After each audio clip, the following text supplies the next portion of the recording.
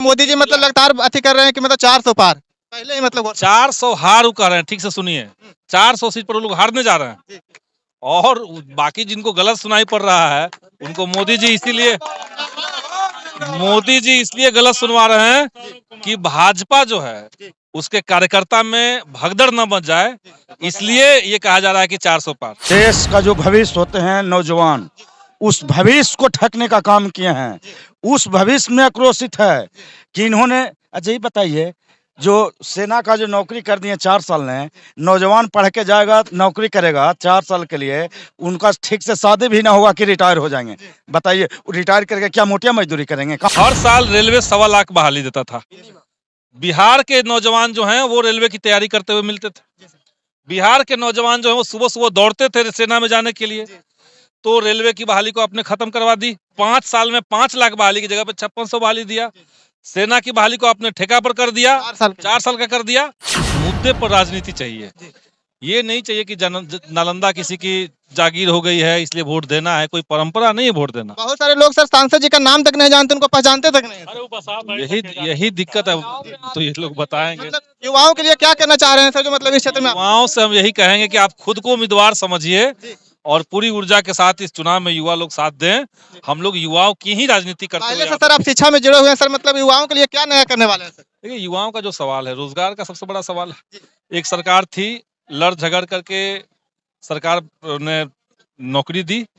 जैसे ही सरकार पलटी, जैसे ही बीजेपी का प्रवेश हुआ, आपने देखा कि पेपर लीक हो गया। तो पेपर लीक मतलब सरकार वीक। अभी वर्तमान में आप पालीगंज के विधायक हैं सर, अभी आप नालंदा से मतलब सांसद के चुनाव लड़ रहे हैं, तो पालीगंज नालंदा का क्या रिलेशन है? दोनों जगह युवा है, दोनों जगह लोग हैं, दोनों जगह जनता है, दोनों जगह बिहार में है। और पटना और नालंदा कोई अलग जगह थोड़ी है। जय हिंद, मैं प्रद्युमन यादव और आप देख रहे हैं ग्रेजुएट न्यूज। अभी हम इस वक्त मौजूद है नालंदा लोकसभा के बिहार शरीफ में, और जैसा कि आप लोगों को पता है कि आज महागठबंधन की तरफ से कार्यकर्ता महासम्मेलन था। उसमें हमारे भावी सांसद डॉक्टर संदीप सौरभ आए हुए थे और तमाम मतलब राजद के कार्यकर्ता थे, महागठबंधन के कार्यकर्ता थे। और यहाँ पर हमारे नालंदा जिला के जो राष्ट्रीय जनता दल के युवा जिला अध्यक्ष हैं मनोज यादव जी हैं, वो भी आए हुए थे। क्या कहना चाहते हैं सर, क्या माहौल है? माहौल इंडिया गठबंधन के पक्ष में है। नौजवान, किसान, मजदूर, महिलाओं में यह आक्रोश है। जो भाजपा ने जो 15-10 साल जो ठगने का काम किया है, इससे भारी नौजवानों में आक्रोश है। नालंदा की जनता में आक्रोश है। मतलब आप लोग तैयारी में है पूरा एकदम पूरे तैयारी में है, कोई लड़ाई नहीं है। यहाँ सौरभ यादव जी का विजय है।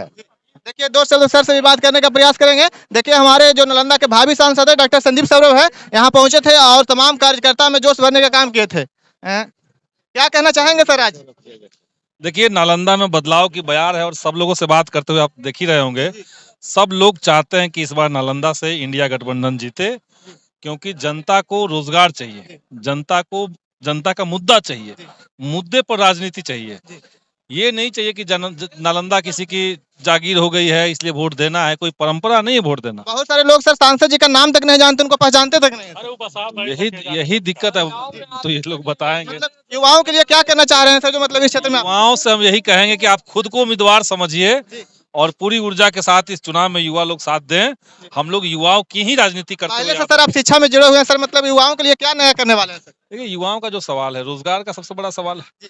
एक सरकार थी, लड़ झगड़ करके सरकार ने नौकरी दी।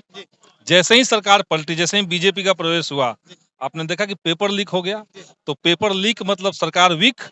तो युवा कोई वीक सरकार नहीं चाहते हैं जिससे कोई परीक्षा भी ठीक ढंग से ना हो पाए। युवा चाहते हैं कि उनकी शिक्षा व्यवस्था को बेहतर कर दिया जाए।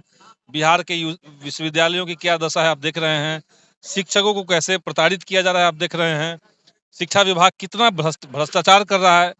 पूरे बिना किसी टेंडरिंग के आउटसोर्सिंग कंपनियों को जिस तरीके से के पाठक ने सब स्कूलों में दे दिया है।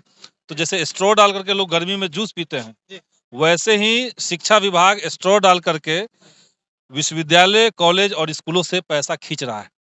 खुलेआम करप्शन है। विधानसभा में 3 प्रश्न मेरा स्वीकृत हुआ, लेकिन इस पे जवाब सरकार नहीं दे रही है, जबकि ये नियम के खिलाफ है। आपको जवाब देना चाहिए। अभी वर्तमान में आप पालीगंज के विधायक हैं सर, अभी आप नालंदा से मतलब सांसद के चुनाव लड़ रहे हैं, तो पालीगंज नालंदा का क्या रिलेशन है? दोनों जगह युवा है, दोनों जगह लोग हैं, दोनों जगह जनता है, दोनों जगह बिहार में है। और पटना और नालंदा कोई अलग जगह थोड़ी है। पटना ही से ना अलग होकर नालंदा हुआ है। जैसे सर मोदी जी मतलब लगातार अति कर रहे हैं कि मतलब 400 पार पहले ही मतलब 400 हार कह रहे हैं, ठीक से सुनिए।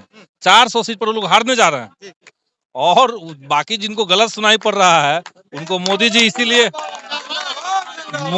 इसलिए गलत सुनवा रहे हैं कि भाजपा जो है उसके कार्यकर्ता में भगदड़ न बच जाए, इसलिए ये कहा जा रहा है कि 400 पार।